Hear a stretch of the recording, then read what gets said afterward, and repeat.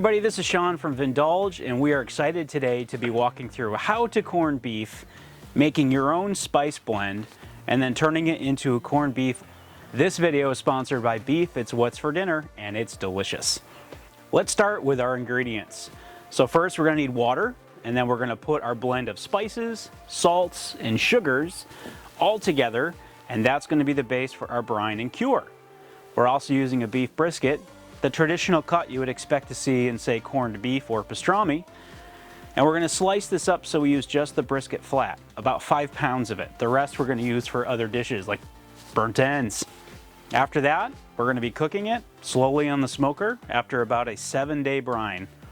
You might be asking, what is corning? Corning is brining, so in this case we're gonna brine the beef, and we're adding a curing element to it using Prague Powder #1, which is a combination of table salt and a little sodium nitrite. So the curing process is really going to be facilitated using our Prague Powder #1, which is a mix of salt and sodium nitrite. And that curing is actually going to help not only insert that color that you traditionally see, that dark red, and it also helps prevent botulism and other foodborne illnesses. So we follow a very specific process in terms of the ratio, which is why often when you're looking at recipes, you're going to see 5 pounds of meat and 4 quarts of water to a very specific ratio of your Prague Powder #1. So there's different cuts of beef we can use for creating a corned beef. We like brisket for a couple of reasons. One, we can trim it up and use just the flat, and the flat has just the right width that we like to be able to get that cure done in about 7 days. The thicker the cut you use, like a round, the longer you're gonna wanna cure it so that that cure goes all the way in throughout the meat. If you just do 5 to 7 days for a thick cut, that's probably going to get sliced, and when you look in, you're going to see color on the outside, that red, and then the inside's going to look like our traditional beef color. So we like the brisket flat as our primary method for curing and brining. But if you go to the butcher, just ask for a 5-pound brisket flat, or see if there's a brisket flat in your local butcher case already cut up. Now we're going to start with the corning process. So I've got 4 quarts of water in a pot. To that, I'm going to add kosher salt, light brown sugar. Next, I'm going to add a little bit of heat with some red chili pepper flakes. I'm going to add some mustard seed, allspice berries. The aromatics in this are delicious. And we have cardamom pods. And what we're doing is we're crushing these in a mortar and pestle and releasing those small seeds and flavor. And then we're tossing this right in. Bay leaves, pepper flakes, and coriander seed. The last step is the Prague powder. Now we're going to apply heat, we're going to stir it, make sure that it dissolves all the salt and sugar, and then we're going to get started with the process of actually curing the meat. Bring the brine to a boil and then turn off the heat. This will dissolve the sugar and salt, and the heat from the water will release the aromatics from the spices. If you can't find a 5-pound flat, and all you can find is a full packer brisket, then you're going to need to break it down. We're going to take our brisket and trim it down into a 5-pound brisket flat. We're cutting through the decal, or the fat between the point and the flat of the brisket, separating the two muscles. We are also going to remove any silver skin and excess fat we know won't render out as it cooks.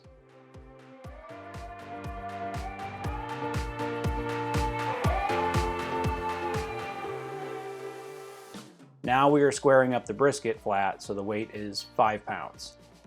We want it even while it brines and smokes. We can use the rest of the meat for other dishes, so don't discard it. So we have taken this packer brisket, we have separated the point and the flat, and we've trimmed up the flat to about 5 pounds in a rough square.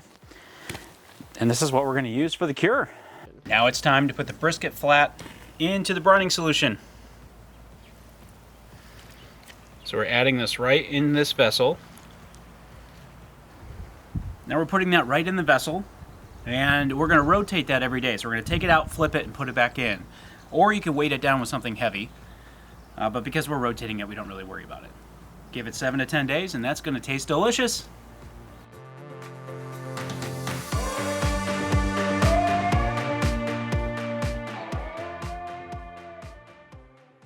after the 7 to 10 day brine, remove the brisket from the container.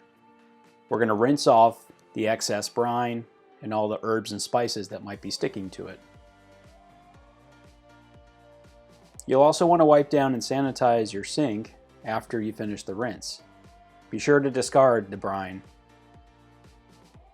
Then, pat dry the brisket so that it's dry before you season it. Why boil it when you can smoke it? So we're going to put that on the smoker. We're going to lightly season it because remember that brine is very salty. And then we're going to smoke for about 4 or 5 hours. And then we're going to eat it. Now it's time to season the meat and get it on the smoker. Apply your beef rub to the brisket flat directly on both sides. Press that rub into the meat. Then it's time to put the brisket on the smoker, fat side down. This is a good time to add your thermometer probes into the flat to monitor the internal temperature of the brisket while it cooks. Plan roughly 1 hour of cooking time for each pound of brisket flat.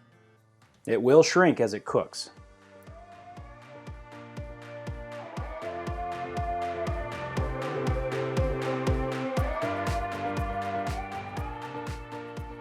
Pull it when the internal temperature throughout the brisket is between 195 and 205 degrees Fahrenheit, or when a thermometer easily slides into the brisket with little friction.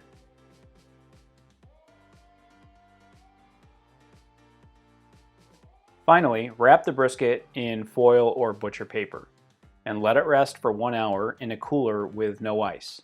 This resting period allows the corned beef to slowly cool at a safe temperature and promising a tender bite. So we pulled this brisket off about an hour ago. It's been resting, wrapped in a cooler, and now we're getting ready to slice into it. It smells amazing and it's going to taste just as good.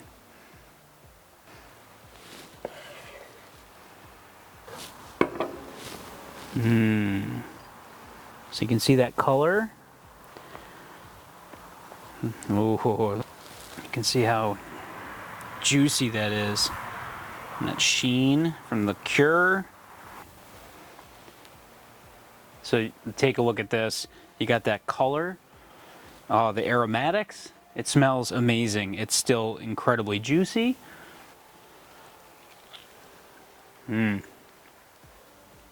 Slightly smoked. Tender. You get that cure and all those spice flavors. And that's the best part. You can mix and match the different spices you want. You want more heat? Add more red chili pepper. This is so good. And there you have it. Corned beef, smoked. Thank you for watching. For more great recipes, head over to Vindulge.com. Here at Vindulge, we're all about great food, great wine, and a great backyard cooking experience. Cheers.